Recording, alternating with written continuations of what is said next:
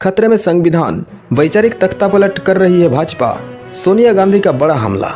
कांग्रेस संसदीय दल की अध्यक्ष सोनिया गांधी ने भाजपा पर हमला करते हुए कहा कि संविधान खतरे में है।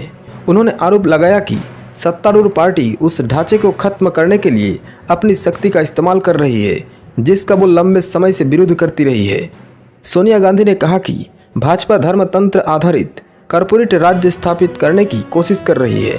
कांग्रेस संसदीय दल की अध्यक्ष सोनिया गांधी ने शनिवार को भाजपा को आड़े हाथों लेते हुए आरोप लगाया कि संविधान खतरे में है क्योंकि सत्तारूढ़ पार्टी अपनी शक्ति का इस्तेमाल उसी ढांचे को खत्म करने के लिए कर रही है जिसका वो लंबे समय से विरोध करती रही है।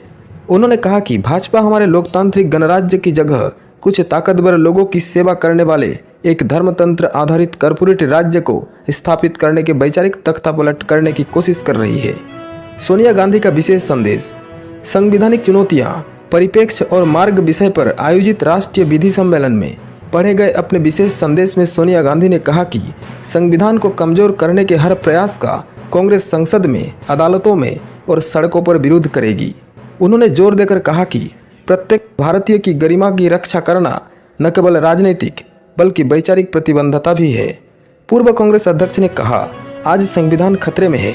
भाजपा आरएसएस, जिन्होंने कभी स्वतंत्रता के लिए लड़ाई नहीं लड़ी और न ही समानता को बरकरार रखा, अब अपनी शक्ति का इस्तेमाल उसी ढांचे को ध्वस्त करने के लिए कर रहे हैं जिनका वे लंबे समय से विरोध करते रहे हैं। सोनिया गांधी का भाजपा पर आरोप। उन्होंने कहा, उनके वैचारिक पूर्वजों ने मनुस्मृति का महिमा मंडल किया, तिरंगे को नकारा और एक हिंदू राष्ट्र की कल्पना की जहां लोकतंत्र खोखला हो और भेदभाव भी कानून हो। सत्ता में रहते हुए उन्होंने संस्थाओं को नष्ट किया, असहमति को अपराध घोषित किया, अल्पसंख्यकों को निशाना बनाया और दलितों, आदिवासियों, ओबीसी और मेहनतकश गरीबों के साथ विश्वासघात किया। अब वे समाजवाद और धर्मनिरपेक्षता को मिटाना चाहते हैं जो आम्बेडकर के समान नागरिकता के दृष्टिकोण के स्तंभ हैं। यह कोई सुधार नहीं है बल्कि एक वैचारिक तख्तापलट है।